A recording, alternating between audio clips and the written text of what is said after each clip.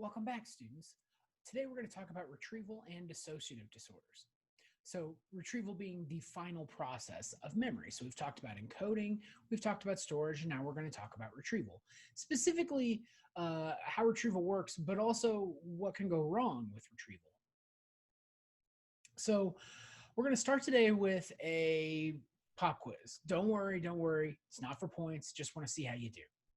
So, my first question is this: who is the president of Russia? Now, some of you may already know this and you're doing just fine, but maybe you might need a little help. So, what if I asked you the question like this: who is the president of Russia? And it gave you a few choices.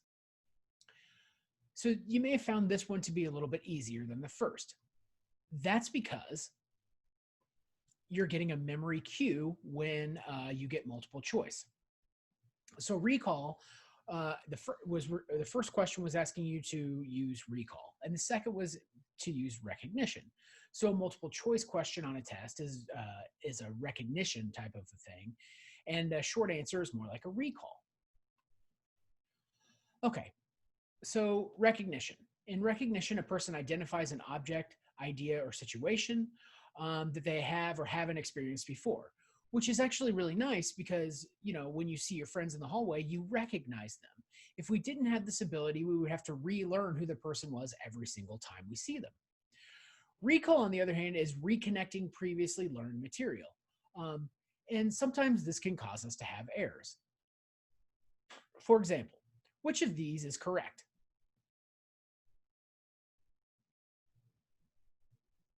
The correct answer is A.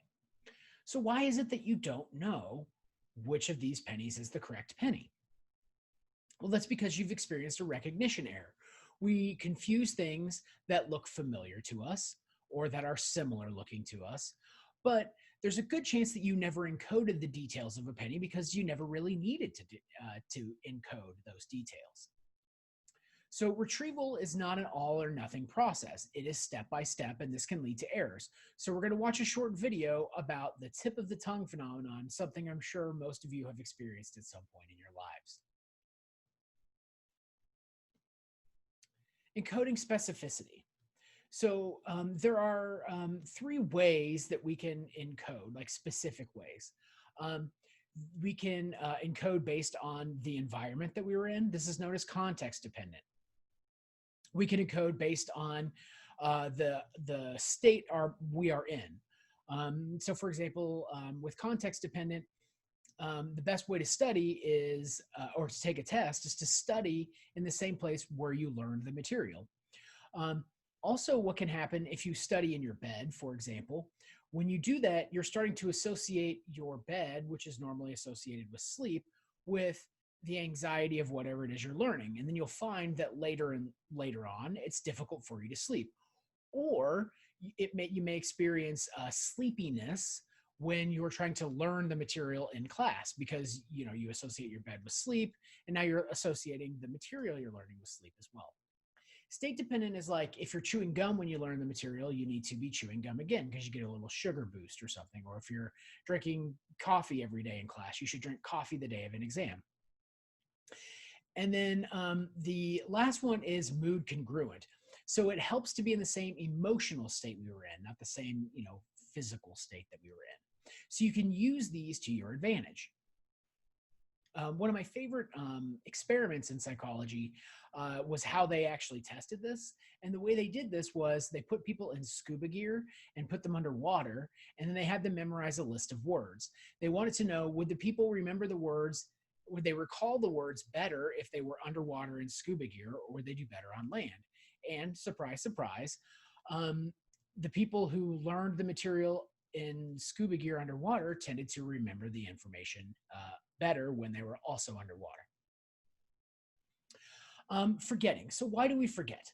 One reason why we forget is because of decay. So think of everything that you learn as like a destination in your brain. The more pathways you have towards that destination, the better the easier it is to remember it. So a good visual way to think of this is imagine like a cabin in the woods. That's the memory. The more trails there are to the cabin in the woods, the more likely you'll be able to easily find the cabin or the memory. And so the more times you walk the trails, the more well-defined the trails become. Decay is what happens when you don't travel those trails anymore. So they start to become overgrown and eventually lost. The cabin is still there, but it's more difficult to find it. Another reason we forget is through what's called interference. So we experience what's called proactive and retroactive interference. So proactive is when something old is blocking your ability to remember something new, and retroactive is when something new is blocking your ability to remember something old. So, for example, you get a new cell phone number, right? And you can't remember your new number because you keep remembering your old number. So what you're experiencing there is proactive interference. Old is blocking new. But eventually, after a while, you've had this phone. Now you have trouble remembering your old number because the new number is blocking the old one. Now, the easiest way for you to remember this, because it's kind of confusing, is to think about porn. So porn will help you remember the difference between proactive and retroactive interference, because porn, P, proactive is when O, old, blocks new information, whereas retroactive, R, is when N, new, blocks old. So if you remember the acronym PORN, you will be able to remember the difference between proactive and retroactive interference. Some other reasons why we forget, prospective memories are when we're thinking about things in the future. So we're going to watch a short little thing about that. And then motivated forgetting is when we just make ourselves forget something. So we'll watch something about that now as well. Memory reconstruction. So memory is a reconstructive process. One person who studied this was Elizabeth Loftus. She's kind of a rock star in the field of cognitive research, specifically memory. And she did what's called the car crash study. She also discovered, well, not really discovered, but explored eyewitness testimony and found that it is actually very, very inaccurate. And the more certain a person thinks that they are, the more likely it is that they've misremembered something. So she used one example of this is the case of Poole and Cotton. So Robert Poole had raped an individual.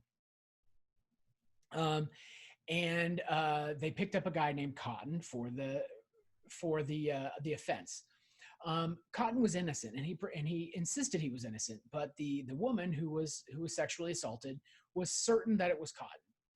Later on, DNA evidence exonerated Cotton, and also a confession by Poole in prison to one of his fellow inmates.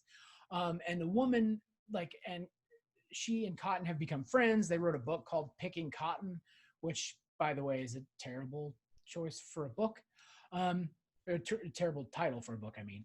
But it really illustrates that even something as traumatic and close up as a sexual assault, where a person was actually trying to memorize their face, can cause misidentification. Flashbulb memories are when something really traumatic happens, and we tend to think that our brain takes a snapshot of this. So maybe you can think a good example of flashbulb memories for you. It used to be 9/11, but all of you are too young to really have remembered 9/11. So it could be the first day you heard about COVID, or when school shut down. That's a good example of a flashbulb memory. And what we found through research is that those are no more accurate either, even though we feel like they might be. So there's a definition of flashbulb memories too, if you need it. The Loftus car crash experiment we're going to watch right now. So she basically said, she showed this video that we're going to watch now. And then she asked some of the participants how fast were the cars going when they hit each other. Others were smashed, collided, bumped, contacted. And what she found was, depending on the verb that was given, the estimate of the speed actually changed. So when it was smashed, people thought on average that the cars were going about 41 miles an hour versus contacted, using that one, is only about 32 miles per hour. So when she asked 1 week later, If the people remembered broken glass being there, if she had asked them how fast were they going when they smashed, 32% said they saw glass hit only 14%. So how reliable are our memories? Our memories are highly influenced based on how we were feeling when we first encoded the information, and actually how we were feeling when we recall the information. Details can be distorted due to a process called confabulation. So when you have a gap in your memory, you tend to fill in that gap with information. It's not necessarily lying, it's something your brain does, because your brain doesn't like ambiguity. It doesn't like gaps in its recollection, so it fills that with information. So some of your earliest memories may be from a photo you've seen or a story that you were told, and you've heard that story or seen that photo so many times that you've created a memory that seems real to you, even though it's not. So we'll watch a couple of short clips about this right now. Amnesia is another reason why we forget. So amnesia, there's two types. There's retrograde amnesia, where you have difficulty remembering the past. And then there's anterograde, where you can't form new memories. We're going to learn today about a guy named Clive Waring. We're going to watch a short video. And he has anterograde amnesia, a very severe form of anterograde amnesia. Dissociative disorders. So dissociative disorders basically is a sense of feeling disconnected with your thoughts, feelings, or memories. So you can have dissociative amnesia. So basically you have memory loss, but there's no physical cause for it. So no disease, no damage, no car accident, no head trauma. It's something, usually the cause is psychological. You have depersonalization disorder, where you feel disconnected from yourself. People often describe this as feeling as if they're sitting in a theater watching their life play on a screen, or like it feels like they're living in a video game. Dissociative identity disorder is used to be called multiple personality disorder. And a lot of one of the misconceptions about this is that people who are schizophrenic have multiple personalities, and they don't. They're actually two completely separate disorders. So again, the causes of this tend to be emotional or psychological, not physical.